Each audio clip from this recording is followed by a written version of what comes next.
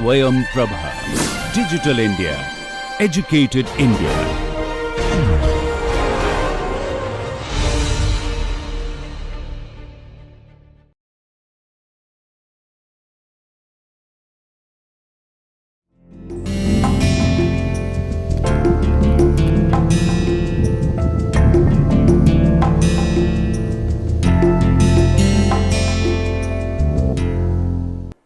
Hello everyone, welcome back to the course on signages and wayfindings.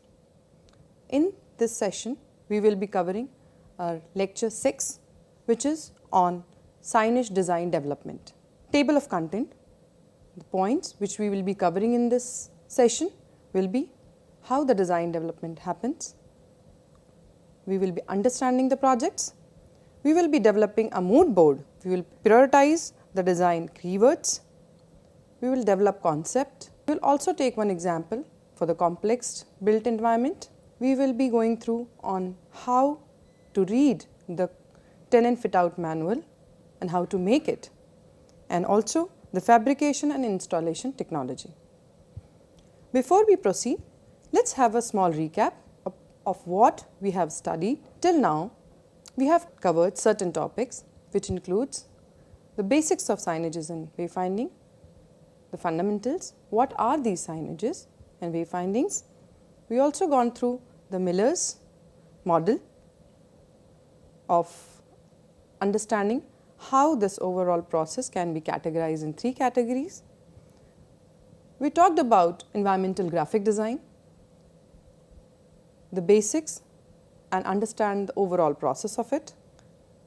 We talked about theories related to signages and wayfinding from Kevin Lynch to David Gibson. We covered the transit trip layout and did well how to do the building analysis. We also studied about the impact of colors, contrast and finishes. We understood how to classify signages and in what categories, on what basis. We did the development and evolution of pictograms from historical point to the current modern era. Then we also talked about the cultural and regional influences on signages and wayfindings, how to select the materials, the technical requirements, how to calculate the size of the font, how to calculate the overall size of the panel, and how to position them. Now, as we talked about that we will be discussing today on signage design development. So, let us begin. So, today in this signage design development points, we will be covering how will I understand the project requirement. This we have to analyze what is the purpose, location and guidelines of the project, so that we can establish the objective of the signages. The building context, that means what is the architectural and environmental context, where we are placing the signs. We have to ensure that it has to be integrated from the surroundings. We have to do the building user analysis based on the building or environment type. That means who are the users? Are these the students? If it is an educational institute, or if it is a hospital, then the user might differ. Based on that, we have to do the analysis of the users. Then orientation scheme. How will be the orientation? We have to develop a comprehensive plan for guiding the user from one place to other place, considering optimal routes and decision points. Then the branding integration, for which company or brand we are giving the signages. Every brand has a specific colors of and the combination of colors and finish. So, we have to follow the same family of colors for signages as well. We have to understand the user experience. how the user is behaving in that environment, that has to be catered.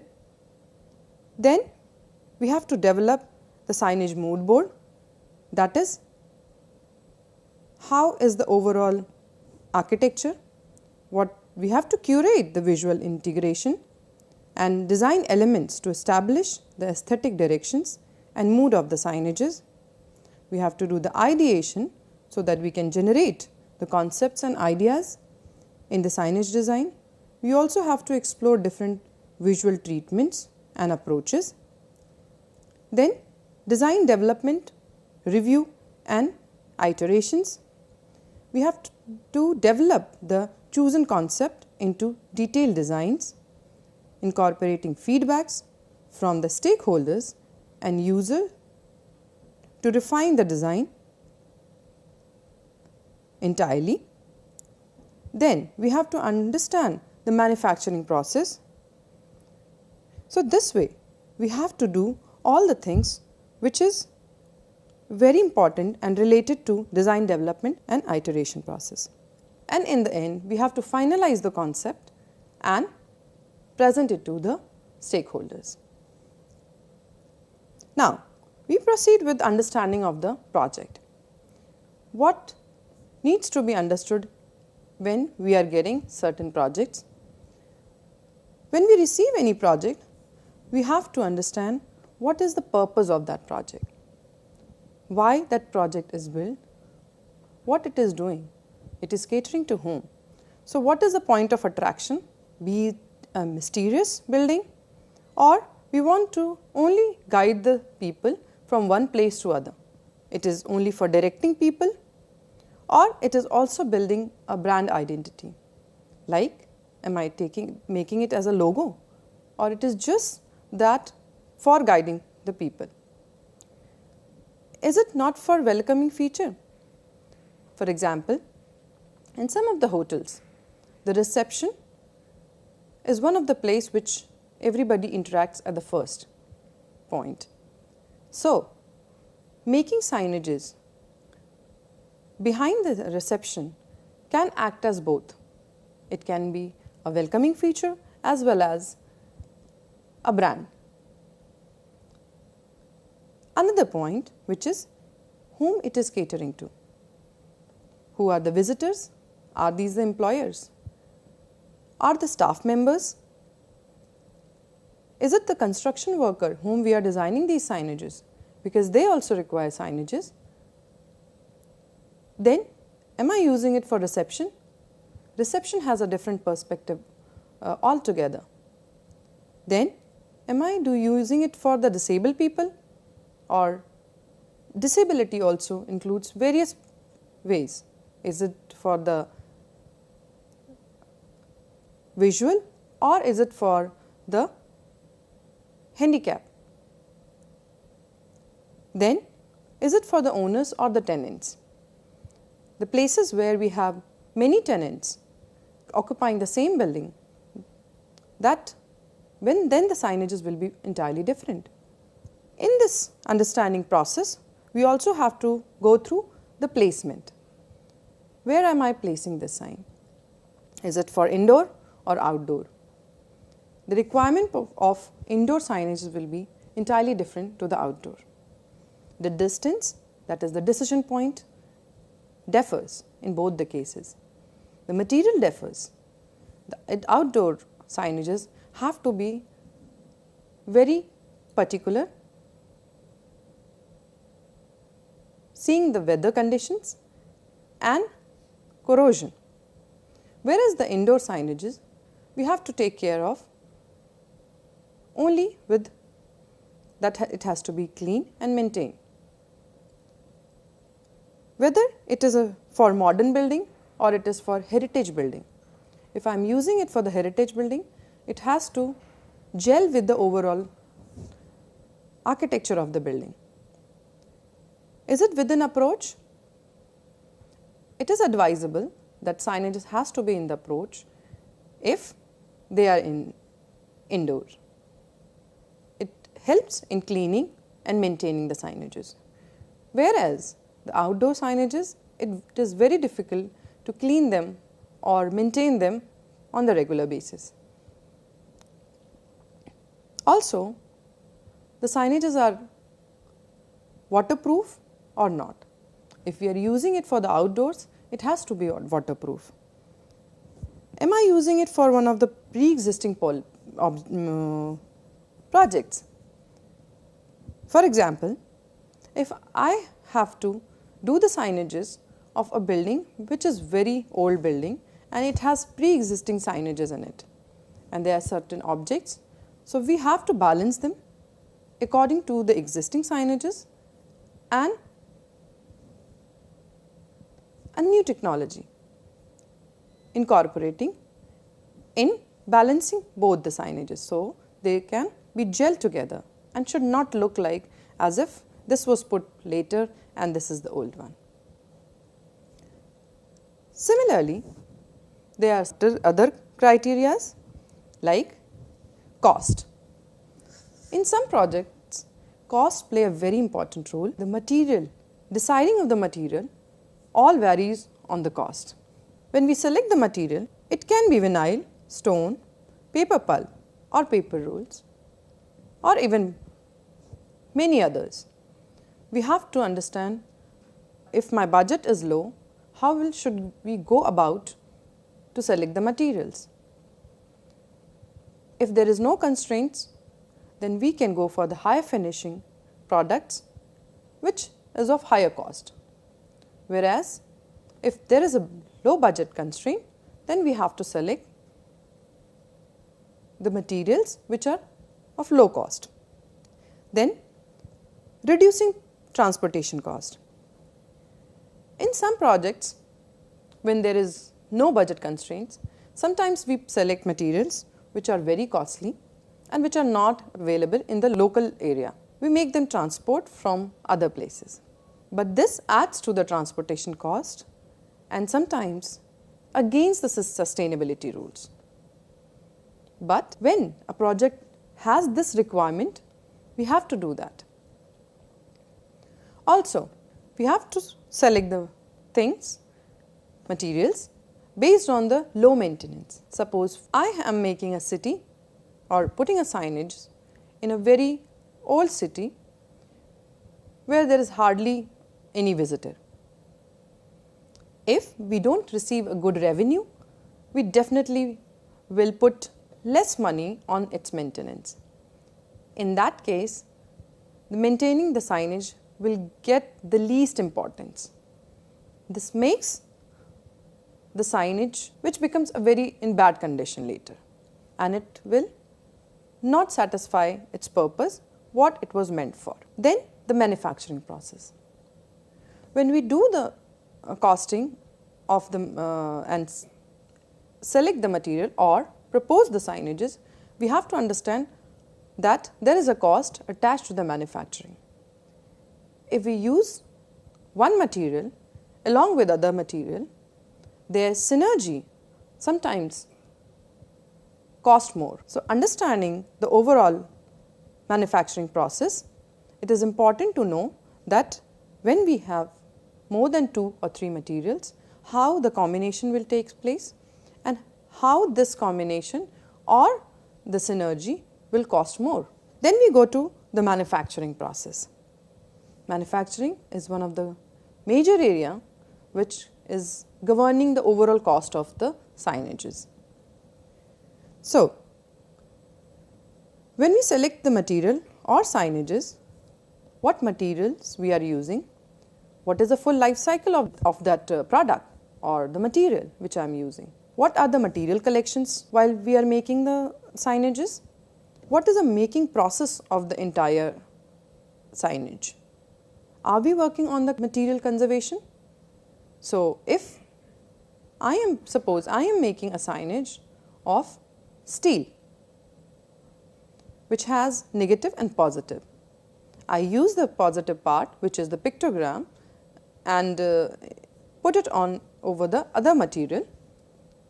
What happens to the negative parts? Do we have any method so that we can save it or utilize it for other purposes, or within the project. If we can do so, we are actually saving the materials. Then, reducing production cost and time. Some materials takes time in making. For example, if I am making any signage with the PVC or with etching or any carving details, this process takes time. Or even the casting. If I am doing casting, metal casting for some signages, it takes time, and time costs money. Then, what is the waste management? How my waste material after making the signages is being utilized or managed. I give you one example. There is a company called 3M. They have a very proper full life cycle program for any material. So, whatever the signage panels they give, they usually ask back when it is not in use, and they recycle that product and make it usable for the low cost projects. So, our material is not going from cradle to grave, it is actually going from cradle to cradle. Next, environmental impact. Since everybody these days talks about sustainability, this is about how least we impact our environment. In that case, whatever the material we are using, it has to be sustainable. If I am using the wood, you would have seen there is a logo in some of the woods which says FSI. That means forest stewardship. That is actually the tool which tells you that this wood has been properly and followed all the rules, all the wages which makes the environment sustainable. Whether I am using the signage, it is energy efficient. Using LED is always consumes less energy. So, it is advisable to use the LED. And if the lightings are not required in any place which is well lit, we usually avoid that. Then, what is the carbon footprint? In making one signage, how much energy has been used in excavating that material, transporting that material, manufacturing that material, and packaging and delivering and installing to the site. In the entire process, how much carbon I have generated? That is a carbon footprint count. We have to try that it has to be minimum. Then we have to also go for eco-friendly practices. In one of the projects, for lead projects in fact, we have used and analyzed certain materials so that we can save the materials and also utilize the debris which was actually there on the site. We got some wood panels of 1 centimeter and we cut them and tried to make the signages. So, that wood we retrieved from the door. What do you think? It would have been gone wasted, but we have utilized that material. So, this way we can adopt certain eco-friendly practices. Even bamboo, which has a, we call it, put it into the category of renewable plant.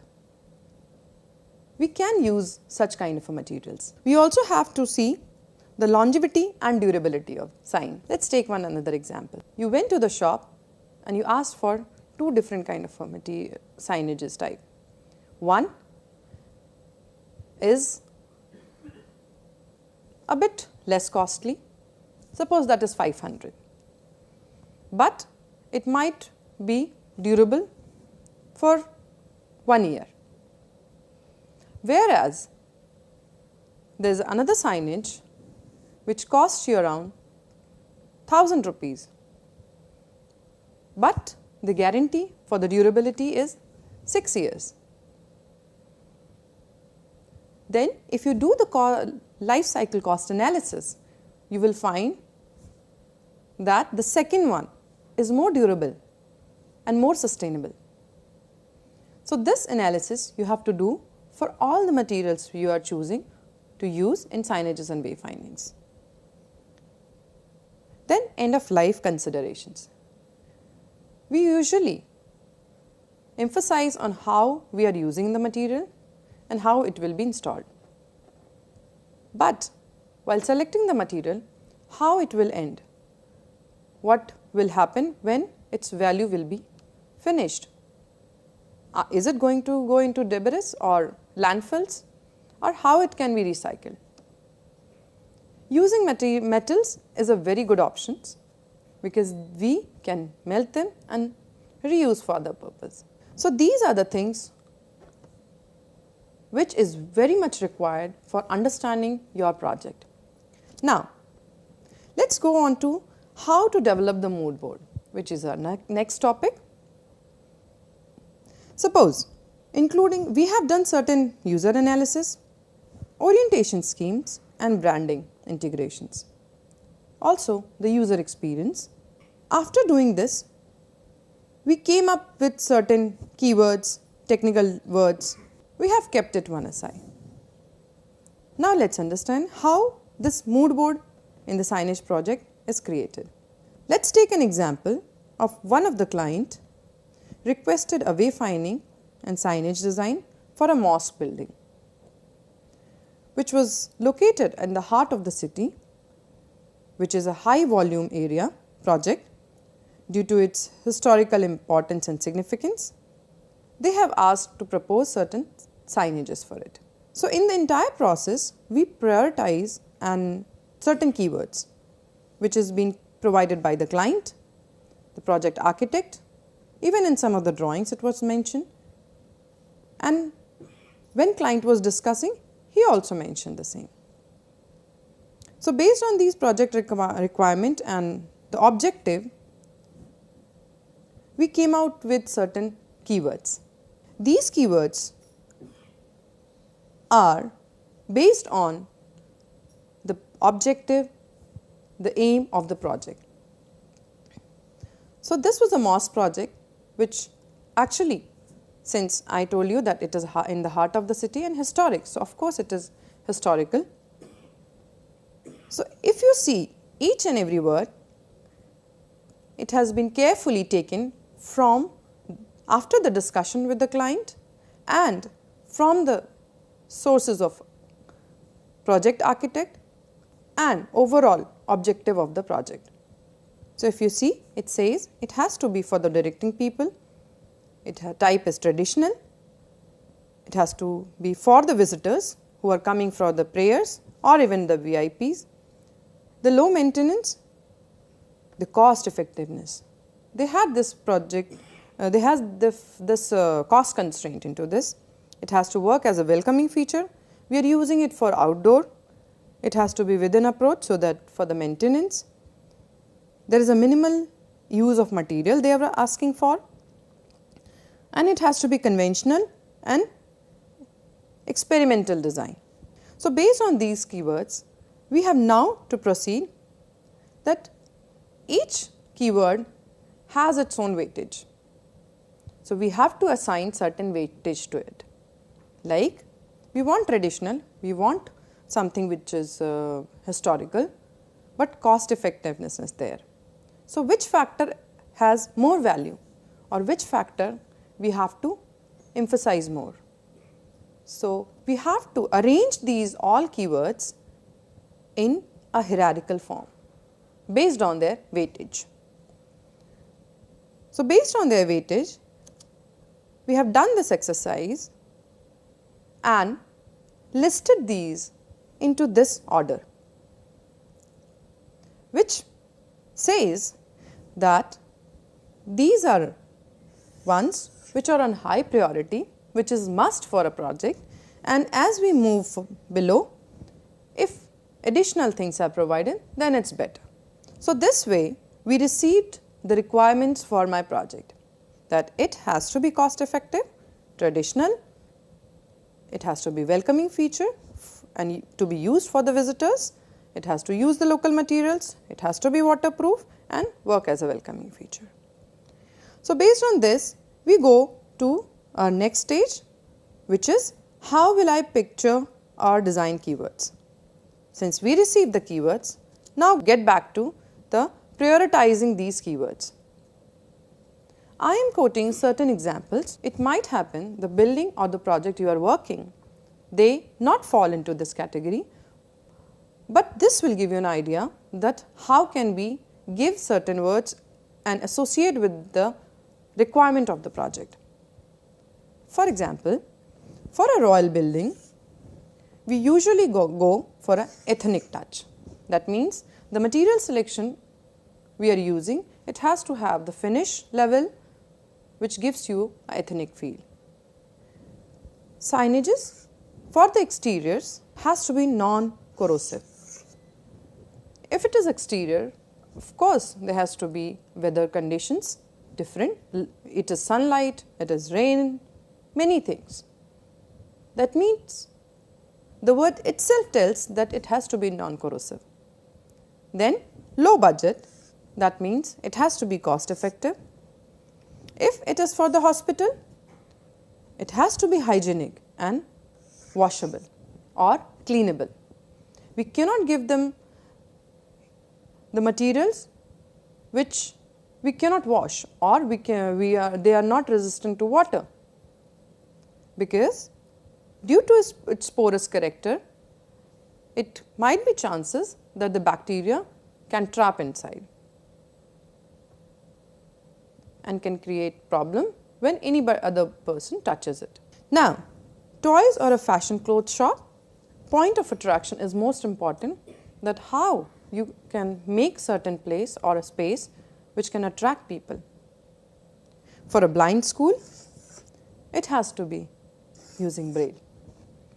So, these are certain keywords which we can associate with the requirement of the project. This takes a bit time, but as you proceed with the project and the more you do the projects, you will understand this and it will become your habit to apply these keyword analysis. Now, let us go back to our project.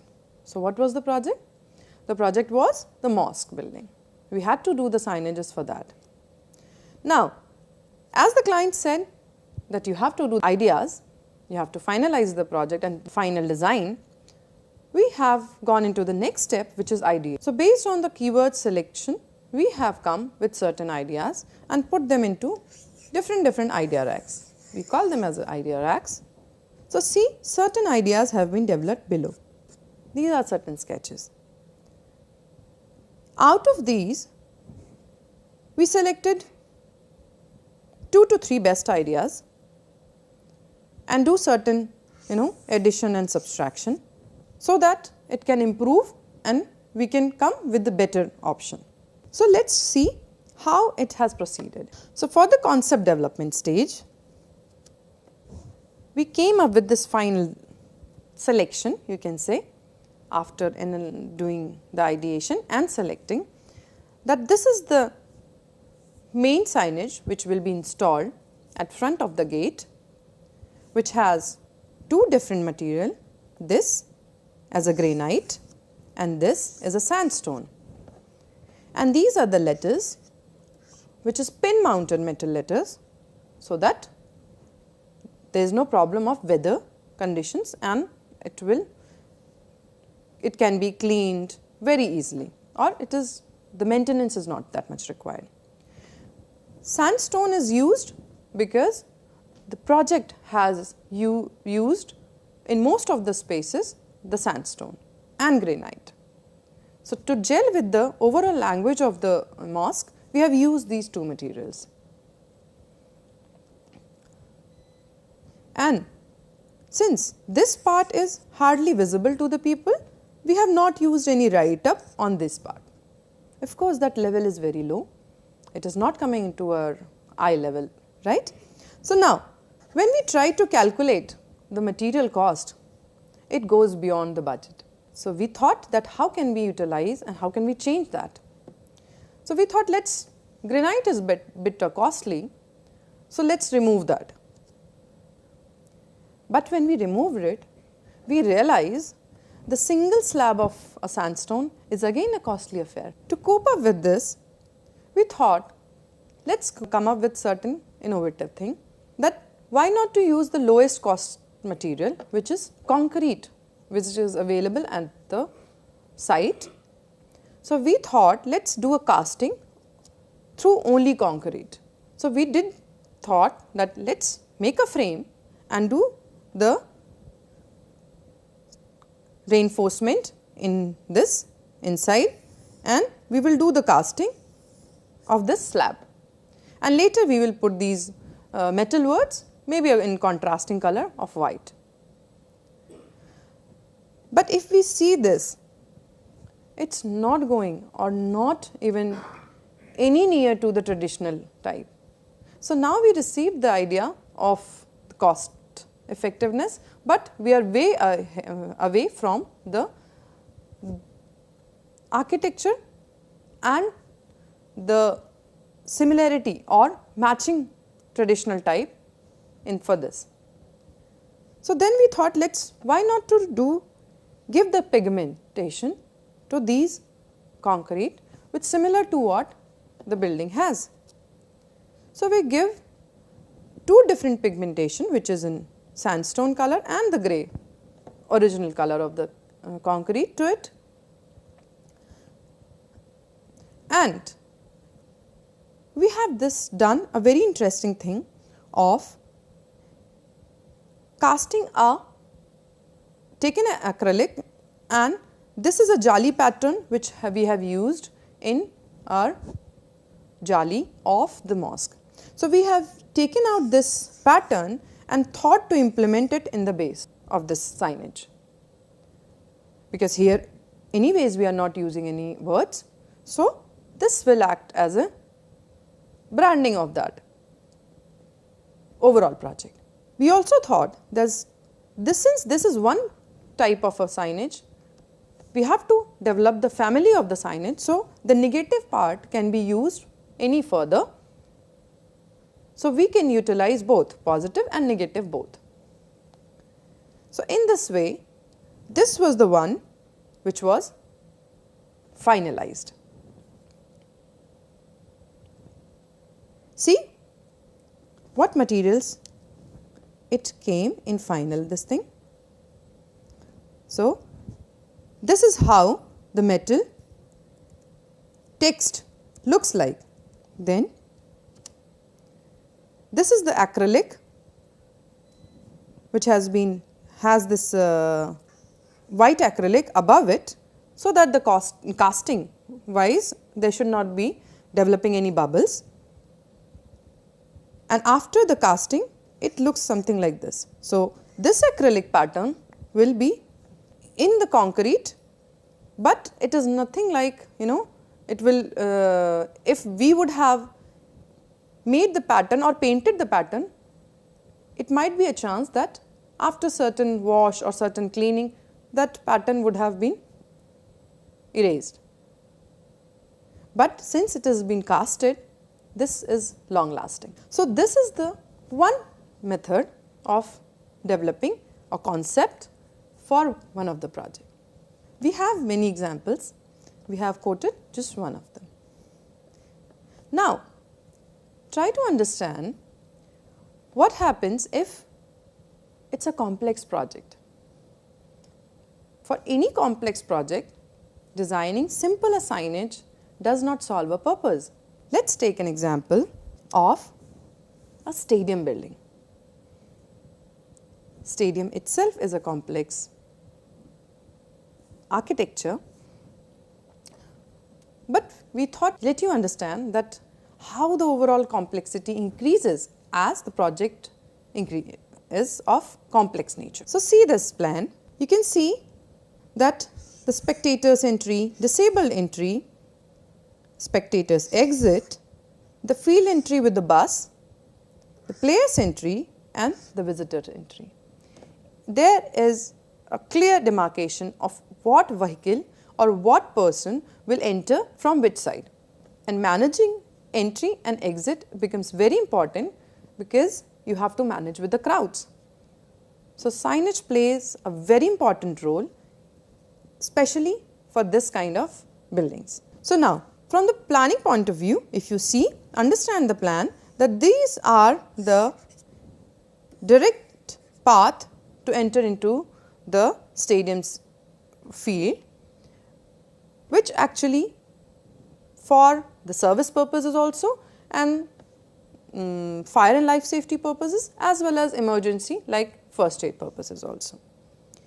And if you see, this is the VIP side. So, entering from VIP as well as the player happens this way, whereas the public area, public entry area is from this side. And if you see, there is a accessible entry from separately, which is given from this side, and fire exit is this way, even this way from the steps and this way. So, this is the overall plan for your better understanding. Now, try to understand that signages for this kind of a building is a complex nature, because there are various vendors, various type of users who are using this building. Let us get into the small thing of it. So, how will I know what is my seat? That is also part of numbering in a stadium is again a tricky affair. So, here if you see, I have taken in one example that this person has a row C and seat number 21. So, how will be assigning the seats? So, just try to understand that for large buildings, even a ticket design is also part, and they have to coordinate with the signage and wayfinding designers, because each seat numbers is something which has its value and it is indicated in the tickets as well. So, when we design and giving the signages of the stadiums, we need to understand the levels, which is like, this, if you see that 200 numbers are all this above aisle, the upper floor, which is actually this one, right, and the ground floor, which is the first, so this is second, so this is the second upper floor and this is the lower floor, right. So, that is why the number happens to be 11 and upper ones are 200. Now, another is vomitory, that is either 2 or 1. So, if there is an entry from, see, suppose there is entry from this gate, so this side will be 1 and this side will be 2. And what is the bay, that is this A or B? So, this is again, the point is that this is again a complex thing, where we have to understand what is the nomenclature, how we can evacuate people easily, because we have to take care that equal amount of people can evacuate from each door properly. There should not be any bottleneck to any of one door. Now, okay, let us get back. I just forgot to add one more thing, that if you see this, that numbering of the door is also very important, that any stadium building, how are we putting the gates and where are they locating? What will be the overall cycle? Where is coming 1, 2, 3 and how it is moving? That has also been mentioned in the tickets. So, the hierarchy of numbering or nomenclature happens from gate to doors, then to the bowl levels, then to the vomitory, and then vase, and then rows and seats. Now, here stadium people or the authorities, they do the signage of the entire stadium. They hire consultant for doing this, but there are certain spaces which are for the tenants. For example, food outlets, the game outlet, or any bar, or anything, any outlet which is located in the stadium when they enter from the door inside the sitting premises. What happens and how we govern those signages? Because it may happen that you ask them, we will design the signage, but they don't agree. Since they have their own brand identity, they might find that certain colors, and they have certain architects or signage designers who work for them specifically for their shops or type of projects from one specific company. In that case, it is very important that we have to give certain guidelines. Guidelines as in whatever material you are using, without spoiling the brand identity, any signages you are using, it should be in gel with the overall look of the stadium. It is not only for the stadium projects, even in big malls as well. So, they give certain guidelines. These guidelines we call tenant fit out manuals. So, what are these tenant fit out manuals? Tenant fit out manuals for signages are typically serve as guidelines so that a tenant who is part of the commercial or residential building can understand or follow the rules, regulation and procedure related to signage installation and design. So, these guidelines includes design standards, that is that what is permitted, what is not permitted, what should be the size of the signage, where it should be placement, and what is the design specification for it. It also includes the branding element of the overall building.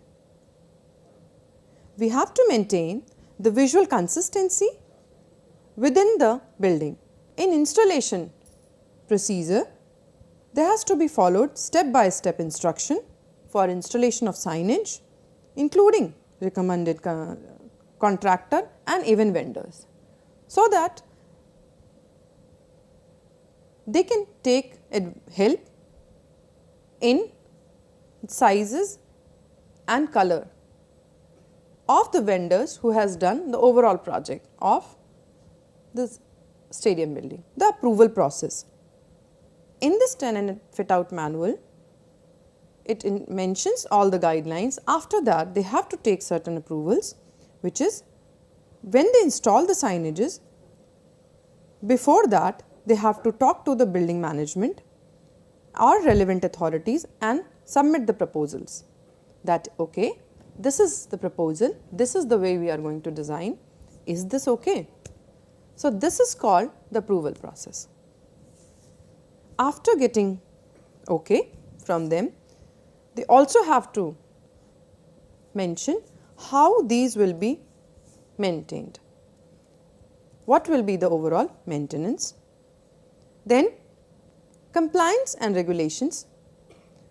Since all the instructions given into that manual is kind of a compliance, because it is something which is actually all of the tenants have to follow. So, the line, the width, the height, everything matches. It also includes if government has proposed any guidelines, so they have to follow that as well. The safety considerations. the signage installed? Is it safe? The construction, the installation method also is mentioned in the tenant fit out manual. If that has been followed or not, that has also to be checked by the building authority. This overall document, the manual, also mentions what are the tenant's responsibility, and based on this there is a contract information which is developed, so that everything has to be clearly mentioned and agreed upon in that document. So this was all related to the design process. Now, once the design is complete, there are few important things which we have to take in care. We have to understand what is the fabrication and installation which will be technology which is available. Because suppose I have said that okay, that concrete columns we will be installing, the signage which we designed in the previous slide, we will be installing. But we have not yet designed the foundation of it. So, to develop those concepts, we have to understand how the overall installation takes place. What is the technology behind this and how it's been implemented. So, let us understand a quick basic materials and installation technologies for better understanding and for better design concept development. So, this is the fabrication process, which is actually, I hope with the image you can identify what material it is. I want to a laser cut. So, what are the materials we can go for laser cutting? So, it can be acrylic. So, this is an acrylic material. We can use the sun sheet, vinyl sheet, leather or wood cutting and etching with this technology. The sun sheet is very cost effective. In case we have this technology in house, the costing becomes very cheaper. So, the combination of vinyl and sun sheet can actually, with this availability, the costing becomes very cheaper. Then lathe machine. Lathe machine usually are used for drilling, sanding and cutting and shaping of the woods. But there are metals which can also be metal lathe machines where metal can also be shaped. So, for any project which wants in 3D designs for their signages, we can use such technologies. 3D scanners. It scans everything that helps with the help of a reference point, and it is kind of a reverse engineering. Let us understand. You have a monument which is something which is historical importance, and you want to make some signages where the background or the 3D smaller version of it has to be placed. In that case, 3D scanner can scan the object and can create a 3D of it, which you can later make a 3D with the help of 3D printer and utilize in your signages. Then water jet machines, which is the nozzle actually works for the water and sand, which is used for cutting materials. It is a CAD based technology where you have to give the points and it actually cut. It can even cut the metal of very much depth. Level of fineness is very good. Then coming to the vacuum forming. So, in vacuum forming, you have a mold, you have a vacuum application by which any PVC or acrylic sheet can be molded, and this signage is actually using the vacuum forming technology. Then you have fiberglass. So, it is a matte layer, it is a fiber which is later laid and used material, that resin and the catalyst for making a 3D object. We have used this in one of the project where we have to name the name of the hotel is Cocoon. So, for making the cocoon, we have used this material for making the replica of the cocoon with the signage or metal signage on top of it. Then we have screen printing. If the project is of small scale, we go for screen printing. We can see here, and offset printing. On a larger scale, we go for offset. What is rapid prototyping? If we want to do a 3D, create a 3D, there are machines who create 3Ds. It has two ways, either solid or surface mode. So, this was all about the materials, that understanding of the fabrications and the installation technology. So, let us have a quick recap of what we have covered today. So, today we talked about how the signage design development takes place. We gone through how to understand the project, how will we get the important keywords, then we arrange these keywords, and with the help of giving weightage to these keywords, we come up with the list. On that basis, we go for this signage design. Then we discussed about how to develop the mood board, how to prioritize these keywords based on important words. We also discussed about the complex projects, what are the tenant fit out manuals, and we also understood about the fabrication and installation technology. How these installation will actually help you in understanding the concept and implementing the fabrication process and making your product more practical.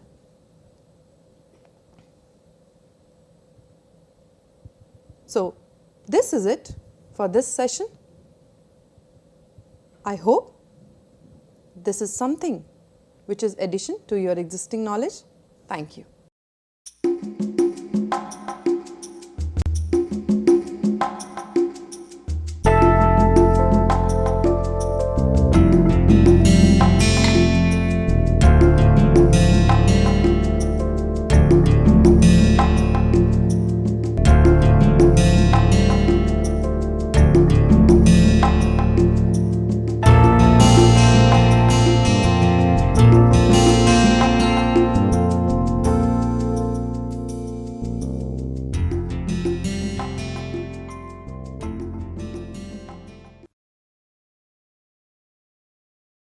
Hello everybody, welcome back, and here I am to give a preview, very short obviously, in the area of what we mean by operation research and optimizations. So, we know operation research and optimization is used generally where you have some resources and you want to utilize them in the best possible way considering what your main objective is. Now, if we stop here and go back in the past, so the obvious question comes, from where did this technique of operation research and optimization, which is an area of mathematical techniques, come into the existence. So, generally, even though the work has started from areas of mathematics, economics, but generally it is considered that operation research and optimizations were very heavily used and it became popular during World War II in trying to schedule different resources, manpower, armaments, considering there were resource constraints, time constraints and space constraints and so on and so forth. Now, for the general public, it should be aware that we consider from the academic point of view, there are different people, very famous people who have worked, but George Danzig is considered the father who really proposed the technique of linear programming as a very nice tool, where you can use operation research techniques in order to optimize the resources which are there depending on different constraints which you have. And after that, things have really moved very fast. They have been developing throughout the world, they have been usage, they are different type of societies, so on and so forth. And in course of time we see, and we still find exciting areas of application, but theoretically there has been a growth in techniques like robust optimization, stochastic optimization, dynamic programming, parametric programming, nonlinear programming, so on and so forth, and they are used depending on the concept and the areas of application which we see for either finance, for marketing, for scheduling, for engineering field, and so on and so forth. Now, application of OR and optimization, if somebody asks, is a very difficult question to answer, because if I start now, it will almost take about 1 hour to give you all the areas of application of optimization and operation research are. But to keep it very brief, considering that you are all ready and eager to take that as a subject, I will just highlight the areas of applications, some of which are in scheduling, in assignment problem, in facility location, like you want to build up a factory, you want to build up some storehouse, so on and so forth. It is used in network flows, like you want to transport some goods, transport manpower from one area to another area. So, how we will try to basically do it in the best possible way. What is best would obviously depend on how you are trying to use optimization as a tool in different areas. It can be used, operation research and optimization can be used in health services, in financial portfolio management, asset liability management, game theory, and so on and so forth. Now, in the recent past, even though it is very well known, but still I would like to highlight the point that the computing powers and the techniques of operation research and obviously in statistics has exponentially grown. And with very sophisticated programming being available, like we know that there is MATLAB, there is R, there is SAS, which are different type of optimization tools. We see nowadays that operation research and optimization is also used in health sciences, in gene replication theory, in area of say for example prediction of weather, in the area of say for example prediction of earthquake, how you find out the best possible way to take actions such that it meets your overall demand. Say for example in prediction of earthquakes, you would like to basically build up your houses, build up the dams, build up the overall locations of people staying in different localities in such a way that the minimization of the losses are sustained. Furthermore, after the advent of computing and advent of different techniques, we see many meta heuristic and heuristic techniques are very heavily used in parlance of operation research and optimization by joining them together such that you get the best benefit. So, if the question arises what are the meta heuristic techniques, I would again be very brief, because again there is a huge amount of literature, huge amount of application areas, huge amount of research which are being done in the area of genetic algorithm, taboo search, ant colony optimization, simulated annealing, then in the area of particle swarm optimization, in the area of artificial immune system, and so on and so forth. In the coming years, it is thought, and definitely with some positive viewpoint, that the area of multi-criteria decision making and multi-objective programming, where you use different type of tools and use the different advancement of optimization which has been made in such a way that you can basically optimize two different objective functions which are there in front of you, such that either if considering the area of finance, you can either maximize your return for the portfolio or minimize the risk also, or say for example you want to basically have a layout such that minimization of cost is one factor and the maximization of say for example benefit which accrues to different type of users in this overall layout can be attained at the same time. So, obviously it means that what we are seeing is a huge application of optimization along with different type of computing and heuristic techniques, such that in years to come this area of optimization would become one of the best tools where you accrue and get the benefits in the best possible way.